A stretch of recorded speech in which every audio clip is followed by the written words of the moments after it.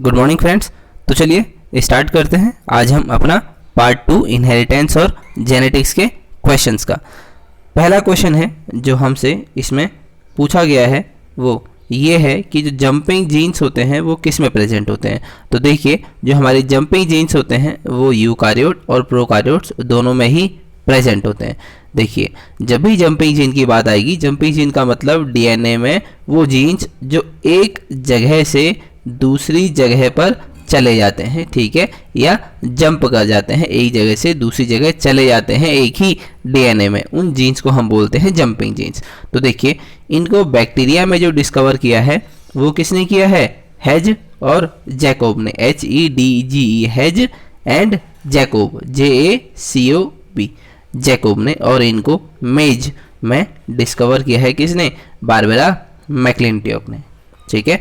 Hedge Jacob ने discover किया है इनको 1974 में, ठीक है। तो इस कारण ये दोनों में ही प्रेजेंट होते हैं, यूकारियोट्स और प्रोकारियोट्स में, ठीक है। चलते हैं फिर अपने अगले क्वेश्चन की ओर। अगले क्वेश्चन में हमसे पूछा है इनमें से कौन सा गुड एग्जाम्पल है सेक्स लिंक कैरेक्टर का ड्रोसोफिला में। ड्रोसोफिला का ही दूसरा नाम क्या होता है? Fruit fly, FRUIT, fruit FLY, fruit fly, इसका पूरा नाम होता है ड्रोसोफिला मेलानोजेस्टर। तो जो उसमें वाइट आई है ये क्या है? उसका सेक्स लिंक कैरेक्टर होता है। चलते हैं अगले क्वेश्चन की ओर। अगले क्वेश्चन में हमसे पूछा है क्या जो क्रोमेटिड का एक्सचेंज होता है या फिर रेसिप्रोकल एक्सचेंज होता है क्रोमेटिड का मियोसिस के दौरान, उसको हम क्या बोलते हैं? तो उसको हम बोलते हैं क्रॉसिंग ओवर, या इसी को क्रॉसिंग ओवर के नाम से जाना जाता है, ठीक है। चलते हैं अगले क्वेश्चन की ओर। अगले क्वेश्चन में हमसे पूछा है इनमें से ह्यूमंस में कौन सा सेक्स लिंक ट्रेट है, ठीक है। ह्यूमन में सेक्स लिंक ट्रेट है। तो देखो, ह्यूमंस में जो कलर ब्लाइंडनेस होता है ये क्या होता है? सेक्स लिंक ट्रेट का एग्जाम्पल होता है।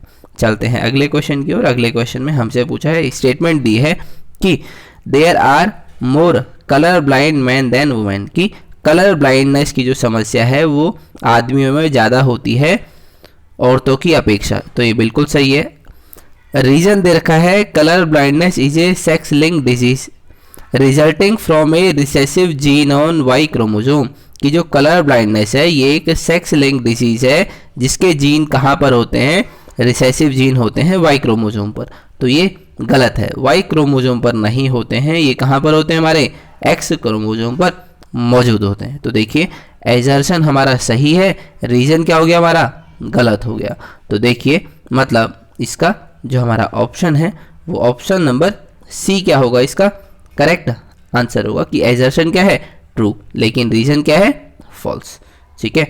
चलिए फिर अगले क्वेश्चन की ओर। अगले क्वेश्चन में हमसे पूछा है कि जो ब्रेकिंग और रीयूनियन थ्योरी है क्रॉसिंग ओवर की वो किसने दी है? तो ये जो थ्योरी है ये किसने दी है? डार्लिंगटन ने प्रपोज करी है क्रॉसिंग ओवर की थ्योरी। अगला क्वेश्चन है, अगले क्वेश्चन में हमसे पूछा है हैकल का जो रिकैपिटुलेशन थ्योरी है वो किस पर आधारित थी, ठीक है।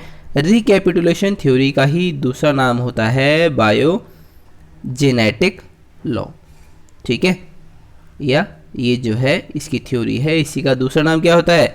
Biogenetic law. इसी के लॉ को हम बोलते हैं बायोजेनेटिक लॉ। ये भी किसने दिया है? हैकल ने ही दिया है। और इसकी थ्योरी का नाम क्या है? Recapitulation theory. ये किस पर आधारित थी? तो देखो, इसमें इस थ्योरी में हैकल ने हमको बताया था कि जो भी यंग एम्ब्रियो में डेवलपमेंट होता है, यंग एम्ब्रियो में जो डेवलपमेंट होता है वो क्या शो करता है? इवोल्यूशनरी प्रोसेस, ठीक है, वो शो करता है इवोल्यूशनरी प्रोसेस। तो अब देखते हैं इसके ऑप्शन। ऑप्शन ए है जेनेटिक वेरिएशन, ऑप्शन 2 है जर्म लेयर्स, ऑप्शन सी है जर्म प्लाज्म, या नन ऑफ द अबव। तो ऑप्शन के हिसाब से इसका ऑप्शन नंबर डी क्या होगा? करेक्ट आंसर होगा, ठीक है। चलते हैं अगले क्वेश्चन की ओर। अगले क्वेश्चन में हमसे पूछा है इनमें से कौन सा स्टेटमेंट करेक्ट है कलर ब्लाइंडनेस के लिए, कौन सा करेक्ट नहीं है, नॉट करेक्ट पूछा है कलर ब्लाइंडनेस के लिए।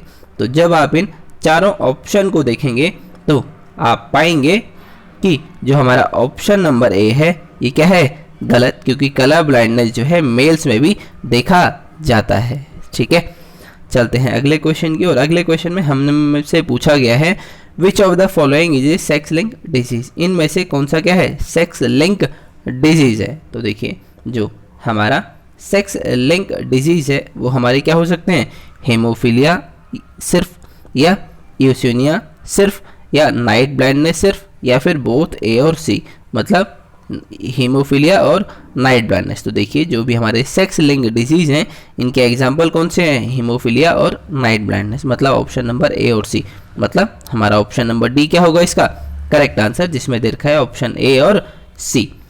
तो और भी कुछ ऐसी बीमारियां हैं जैसे हीमोफीलिया है, नाइट ब्लाइंडनेस है, कलर ब्लाइंडनेस है, या हाई बीपी है, ये भी कभी कभार सेक्स लिंक डिजीज में आते हैं, ठीक है। मस्कुलर डिस्ट्रॉफी है, ये सब किसके एग्जाम्पल हैं, सेक्स लिंक डिजीज के। चलते हैं फिर अपने अगले क्वेश्चन की ओर। अगले क्वेश्चन में हमसे पूछा है a human individual with X0 chromosomal constitution will be, एक ह्यूमन है जिसमें X0 क्या है, क्रोमोसोम का कॉन्स्टिट्यूशन है, वो क्या होगा, तो वो हमारा क्या होता है, हमारा फीमेल होता है, और क्या होता है, स्ट्राइल होता है, ठीक है। तो हमारा option number D correct answer है।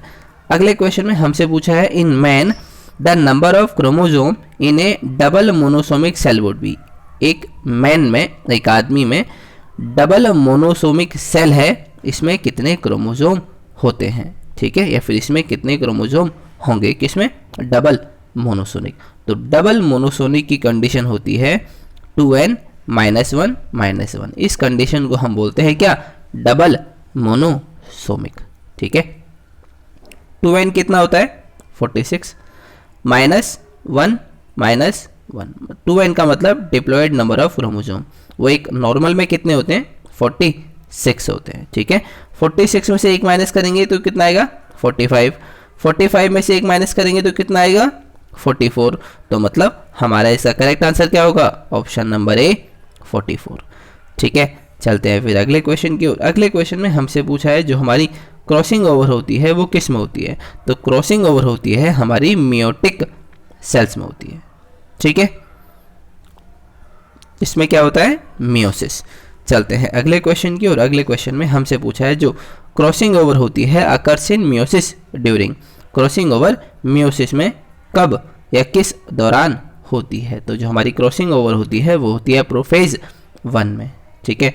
चलते हैं अगले क्वेश्चन की ओर। अगले क्वेश्चन में हमसे पूछा है जो हाइपोथेसिस है कपलिंग और रिपल्शन लिंकेज के लिए ये किसने दिया था, मतलब फॉर्मुलेटेड किसने बताया गया है, ये सूत्र जो है किसने दिया है, तो जो हमारा कपलिंग और रिपल्शन है ये किसने दिया है, बेसिकली बेटसन ने दिया है, BATESON, बेटसन ने दिया है, ठीक है।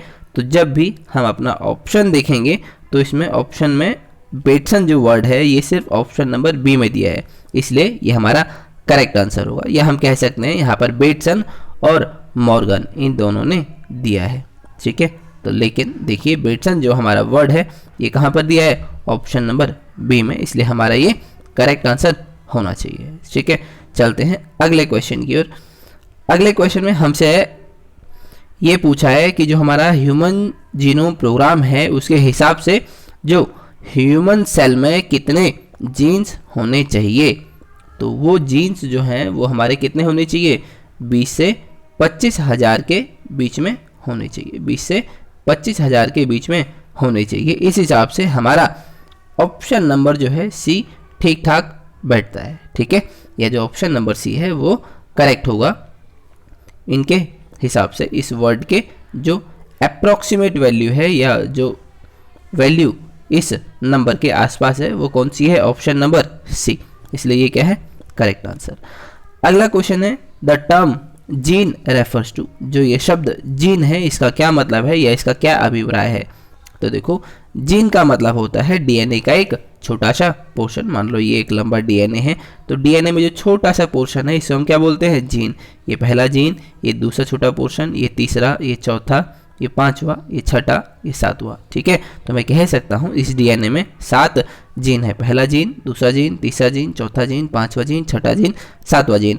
अब मैं इस जीन की डेफिनेशन पूछता हूँ तो इसकी डेफिनेशन तो यही होगी ना, ए पोर्शन ऑफ डीएनए या स्मॉलेस्ट पोर्शन ऑफ डीएनए, ठीक है।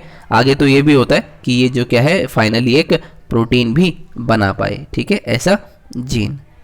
तो देखिए अपना ऑप्शन में हमसे दे रखा है ऑप्शन नंबर डी, देखो इसमें लिया गया है ए पोर्शन ऑफ डीएनए, मतलब डीएनए का एक भाग, तो इसी को हम जनरली क्या बोलते हैं, जीन, ठीक है।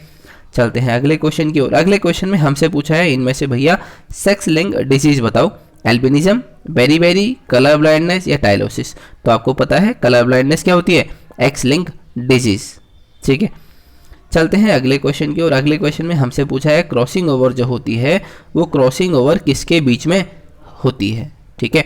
ऑप्शन देखते हैं, गैमेट्स ऑफ दो डिफरेंट ऑर्गेनिज्म, या फिर दो non sister chromatid of A chromosome, या फिर दो sister chromatid of homologous pair, या फिर दो non sister chromatid of homologous pair. तो जब भी क्रॉसिंग ओवर होती है वो होती है दो non sister chromatid of homologous pair, इनके बीच में क्या होती है, हमेशा क्रॉसिंग ओवर, मतलब ऑप्शन नंबर डी क्या होगा हमारा करेक्ट आंसर होगा।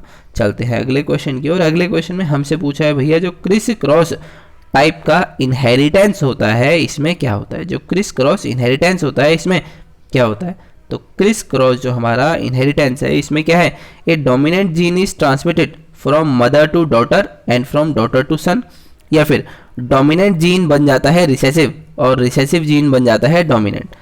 अगला ऑप्शन दे रखा है recessive gene is carried by mother from generation to generation, या फिर recessive gene is carried from father to daughter and from daughter to son. तो देखो जो हमसे क्या पूछा गया है क्वेश्चन में, क्रिस क्रॉस इनहेरिटेंस। तो जो क्रिस क्रॉस इनहेरिटेंस होता है इसमें क्या होता है, एक रिसेसिव जीन जो होता है वो फादर से किस में जाता है, डॉटर में जाता है, और डॉटर से सन में जाता है, ठीक है। यही क्या है, क्रिस क्रॉस टाइप का इनहेरिटेंस, मतलब इसलिए हमारा ऑप्शन नंबर डी क्या होगा इसका करेक्ट आंसर। अगले क्वेश्चन में हमसे पूछा है जो हमारा शब्द है लिंकेज, ये किसने दिया है या इसका सबसे पहले किसने प्रयोग किया था, ठीक है। तो इसका लिंकेज शब्द का प्रयोग किया है सबसे पहले टीएच मॉर्गन या थॉमस हंट मॉर्गन ने, जिन्होंने एक्सपेरिमेंट किया है किसके ऊपर, ड्रोसोफिला के ऊपर, DROSOPHILA, ड्रोसोफिला के ऊपर अपने क्या किया था इन्होंने अपना एक्सपेरिमेंट, और हमें बताया था लिंकेज के बारे में। अगला क्वेश्चन है हमसे कि वो बताओ जो एक बहुत अच्छा एग्जाम्पल हो सेक्स लिंक इन ड्रोसोफिला, तो वो है उसकी सफ़ेद आँखें, ठीक है। ये सेक्स लिंक का एग्जाम्पल होता है ड्रोसोफिला में।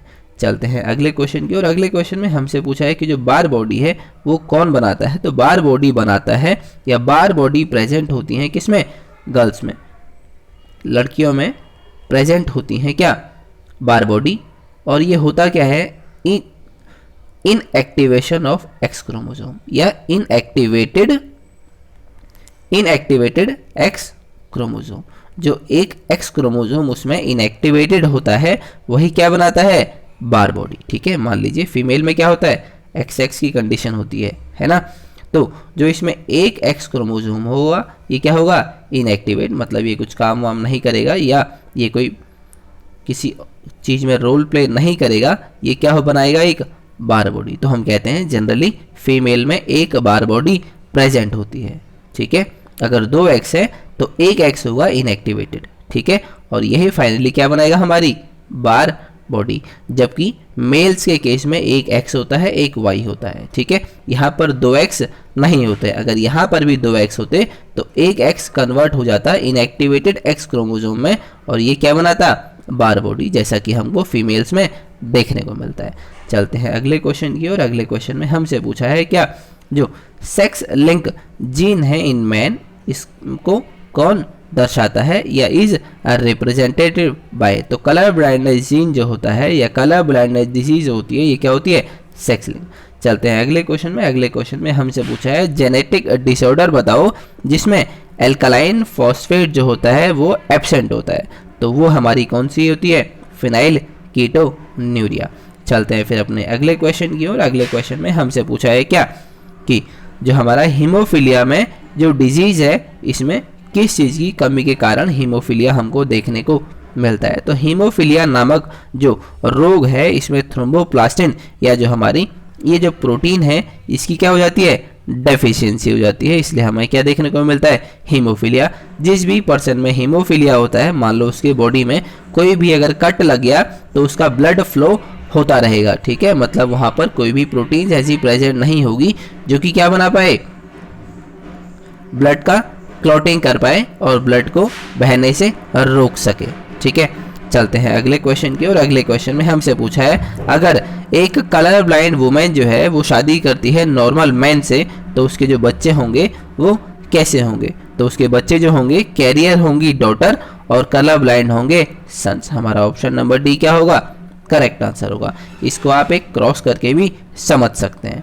चलते हैं अगले क्वेश्चन के ऊपर। अगले क्वेश्चन में हमसे पूछा है, a female progeny of an attached X female drosophila get their chromosome from. कहने का मतलब है एक फीमेल प्रोजेनी है जिसमें अटैच एक्स फीमेल ड्रोसोफिला है, उसमें एक्स क्रोमोसोम कहाँ से आता है। तो उसका जो एक्स क्रोमोसोम है वो मदर और फादर दोनों से आ सकता है, ठीक है। चलते हैं अगले क्वेश्चन की ओर। अगले क्वेश्चन में हमसे पूछा है, जो पॉसिबिलिटी है किसकी, इस सिंड्रोम की, वो बढ़ जाती है child with advance age mother giving birth to a child, ठीक है। तो जो डाउन सिंड्रोम है उसमें ये कंडीशन बढ़ जाती है, ठीक है। चलते हैं फिर अपने अगले क्वेश्चन की ओर। अगले क्वेश्चन में हमसे पूछा है, if a rare genetic disease is inherited on basis of an X link dominate gene one would expect to. कहने का मतलब है एक बहुत ही रेयर जेनेटिक डिजीज है, वो इनहेरिटेड होती है एक्स लिंक डोमिनेंट जीन के हिसाब से, तो वो कौन सी होगी या उसमें क्या क्या कंडीशन आपको देखने को मिलेंगी। तो जो आप ये जो ऑप्शन देखेंगे, इन चारों ऑप्शन को पढ़ेंगे तो आप देखेंगे आपके लिए जो ऑप्शन सही है वो कौन सा होगा, कि जो हमारी अफेक्टेड मदर से 100% अफेक्टेड सन होंगे, ठीक है। तो हमारा ऑप्शन नंबर डी करेक्ट होगा।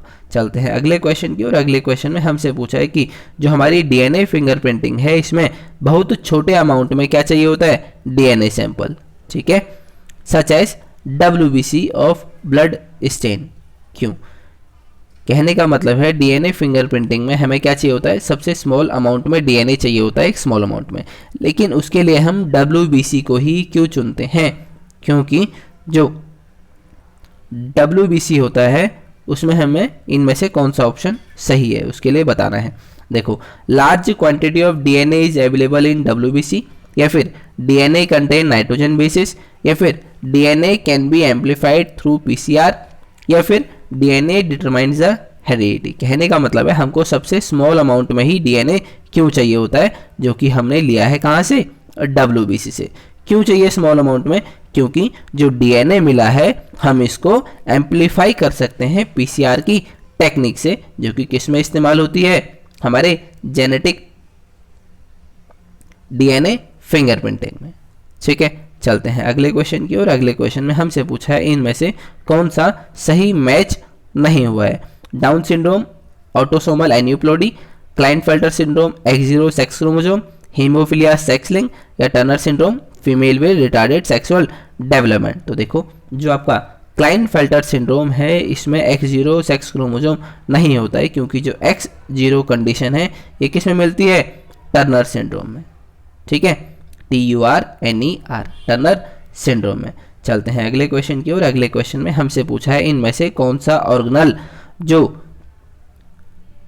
रिलेट करता है जेनेटिक इंजीनियरिंग से, या which one of the following organelle is presently related with genetic engineering. इनमें से कौन सा ऑर्गेनल जेनेटिक इंजीनियरिंग से रिलेटेड है। तो देखिए, जो हमारा प्लाज्मिड होता है ये हमारा जेनेटिक इंजीनियरिंग में वेक्टर की तरह काम करता है। वेक्टर क्या होता है, संवाहक, ठीक है। चलते हैं फिर अपने अगले क्वेश्चन की ओर। अगले क्वेश्चन में हमसे पूछा है, DNA fingerprint cannot be prepared from. DNA का जो फिंगरप्रिंट है वो किससे नहीं बनाया जा सकता है। तो देखिए ऑप्शन, RBC, WBC, स्पर्म, या इनर लाइनिंग ऑफ चिक। तो देखिए RBC हमसे हम डीएनए फिंगरप्रिंटिंग नहीं कर सकते हैं, क्योंकि डीएनए फिंगरप्रिंटिंग करने के लिए हमको क्या चाहिए होता है, डीएनए चाहिए होता है, अर्थात जेनेटिक मटेरियल चाहिए होता है, तो वो RBC में मौजूद नहीं होता है, ठीक है। डीएनए फिंगरप्रिंटिंग के लिए चाहिए डीएनए, लेकिन जब वो आरबीसी में होगा ही नहीं तो हम वो अपनी प्रोसेस कैसे कर पाएंगे। इसलिए हमारा करेक्ट ऑप्शन क्या है, ए आरबीसी, क्योंकि आरबीसी में जेनेटिक मटेरियल या फिर डीएनए मौजूद नहीं होता है, जिसके कारण हम आरबीसी से डीएनए फिंगरप्रिंटिंग नहीं कर सकते हैं। ठीक है, तो ये थे हमारी इस वीडियो में आज के क्वेश्चंस। बाकी हम मिलेंगे आपसे अगली वीडियो में और किसी नए टॉपिक के प्रश्नों के साथ।